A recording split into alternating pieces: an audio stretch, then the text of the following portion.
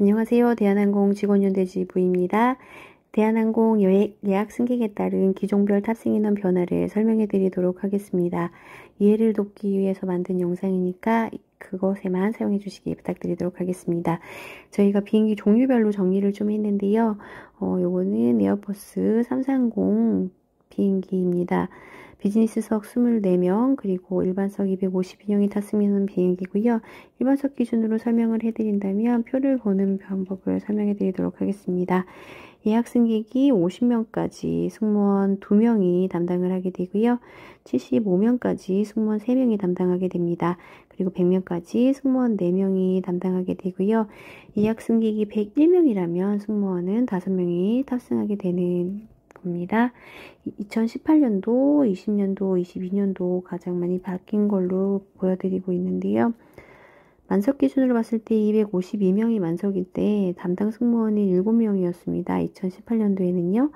그리고 2020년도에는 6명으로 줄어들게 됩니다. 1명이 줄어든 걸 보실 수 있으실 텐데요. 2022년에도 여전히 1명이 줄어들었습니다. 2020년 코로나 때문에 승객들이 많이 줄어들었을 때거든요. 그때 승무원이 1명이 줄어들었습니다. 그리고 5명의 승무원이 담당해야 되는 승객들의 숫자도 지속적으로 늘어나고 있는 걸 보실 수 있으실 겁니다. 그리고 330-200입니다. 에어버스 기종이고요. 비즈니스 30명, 일반석 188명이 탑승하는 비행기입니다. 저 2018년도에는 188명 만석일 때 6명의 승무원이 담당했다면 2022년도에는 5명의 승무원이 담당한 것을 확인하실 수 있습니다. 1명의 승무원이 줄어들었고요. 그리고 여기에서 보시면 4명이 담당해야 되는 승객 숫자도 지속적으로 늘어나고 있는 것을 보실 수 있으십니다. 그리고 747HEI 기종이고요.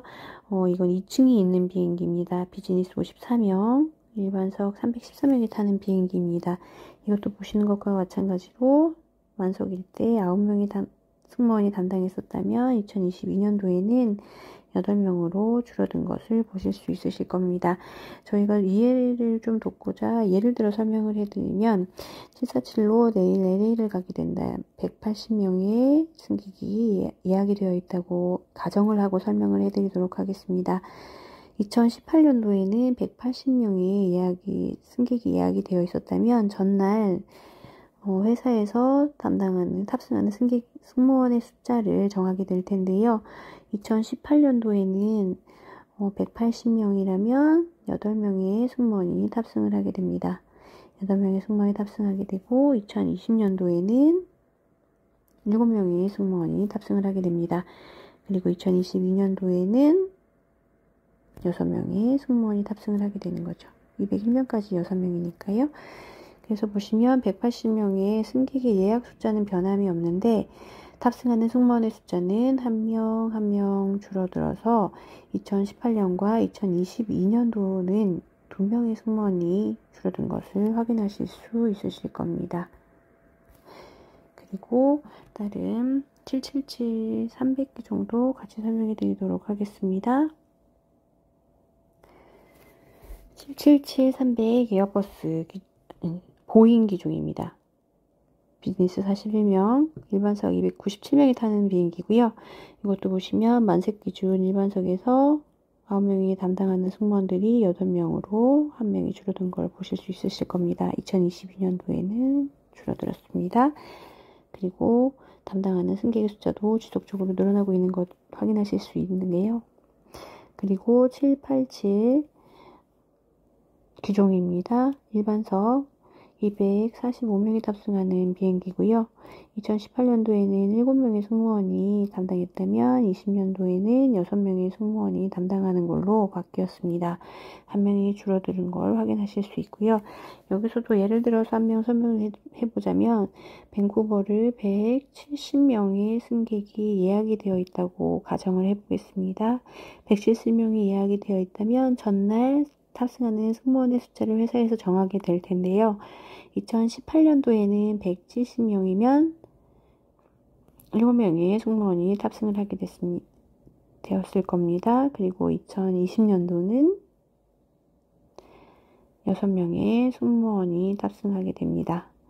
그리고 2022년도에는 176명까지 5명이기 때문에 5명의 승무원이 탑승하게 되는 겁니다. 승객의 숫자는 변함이 없지만 승무원의 숫자는 계속 줄어들어서 2018년과 22년도에는 2명의 승무원이 탑승을 안 하는 걸로 확인하실 수 있습니다. 그리고 380, 제일 큰 비행기죠. 380 비행기도 만석 기준 301명입니다. 301명일 때 2022년도에는 1명이 줄어든 걸 확인하실 수 있습니다. 여기도 예를 들어 설명해 드리자면 일반석 뉴욕이나 LA 갈 때 200명이 예약이 되었다고 가정을 하고 설명을 해드리겠습니다. 2018년도에는 200명이기 때문에 9명의 승무원이 담당을 하게 됩니다. 그리고 2020년도에는 200명이기 때문에 226까지 8명이죠. 8명이 탑승을 하게 됩니다. 그리고 2022년도에는 더 줄어들어서 6명이 승무원이 탑승하게 됩니다. 2018년도에는 9명, 20년도에는 8명, 그리고 22년도에는 6명이 탑승하게 되는데요. 여기는 2명이 줄어들게 되죠. 1명, 2명, 그래서 총 18년도에서 22년도까지 3명의 승무원들이 덜 탑승해도 되게 바뀌었습니다. 저희 대한항공에서 최근 6월 24일에 또 한 번 공지가 나서 탑승 인원 조정을 한다고 했었거든요, 회사가. 그래서 기대를 하고 있었는데 그렇게 많이 변한 건 없고요. 저희 비즈니스석에서 승무원을 1명 더 늘려줬습니다. 그리고 승객들의 숫자를 조금씩 조정을 해서 조금씩 줄여줬어요. 근데 요거 같은 경우에는 비즈니스가 워낙에는 알루미늄 호일에 식사가 실려서 접시로 담아나가는 서비스로 바뀌었습니다. 그래서 승무원들이 업무량이 많아졌기 때문에 승무원 숫자를 늘려준 걸로 볼 수 있는데요. 지금 모든 기종이 다 해당 전 노선에서 비즈니스 클래스의 서비스 방법을 바꿨음에도 불구하고 승무원을 늘려준 건 일부 기종에 한해서 늘려주었습니다. 이쪽에 787 같은 경우에는 변함이 없죠. 똑같거든요. 바뀌었음에도 불구하고 변함이 없고 여기 보시는 것과 같이 한 2명 정도 줄여준 겁니다. 그리고 가장 큰 특징 중에 하나는 혼자서 비즈니스의 경우 혼자서 서비스하는 거는 없앴다. 16명까지는 2명이 서비스할 수 있게 그리고 혼자서 탑승하는 것들을 없앤 것들이 가장 주된 특징이고 그리고 일반석도 마찬가지로 최소 4명은 탑승할 수 있게 4명은 탑승할 수 있게 바꿔놓은 겁니다. 그리고 다른 기종도 마찬가지입니다. 그리고 또 한번 확인해 드릴게요. 여기도 일반석의 경우 최소 4명은 탑승하게 했다. 여기도 4명은 탑승하게 했다. 여기도 4명은 탑승하게 한 거죠. 그래서 123명까지는 무조건 탑승을 하게 했다는 얘기입니다. 위와 같은 근무인원 조정은 코로나가 한참일 때 승객들이 거의 반 이하로 탑승하실 때 예약률이 30% 이하였을 때 이루어졌어야 맞다고 생각이 됩니다. 승객이 수가 아무리 적더라도 승무원이 4명 이상은 탑승을 하게 되어서 보안이나 그리고 안전에 문제가 없도록 하는 것이 맞다고 보여지고요. 지금과 같이 대한항공 예약률이 80~90% 이상을 넘어가고 있을 때는 그렇게 크게 효용성이 없다는 생각입니다. 그리고 지금 대한항공 직원연대 지부는 이와 같은 근무 인원수 조정이 그리고 승무원이 담당해야 되는 승객들의 숫자가 점점 늘어나고 있는 이런 것들이 근로조건 변경에 해당된다고 보고 있고요. 취업규칙에 위반하는 사항이라고 보고 있습니다. 취업규칙에서 근로조건 불이익 변경에 해당되는 사항은 노사가 합의에 의해서 이루어져야 된다고 보고 있는데, 저희가 19년도에부터 이 문제 제기를 해왔습니다. 문제 제기를 해왔을 때 회사는 객실 승무원 인원 조정은 기내 서비스 절차 개선에 따른 업무량 조정과 함께 이루어진 조치로서 근로조건의 변동과는 관련이 없다라고 이야기하였습니다. 그리고 과반수 노동조합과 의견 교환 및 설명 과정을 거쳤다고 이야기하였습니다.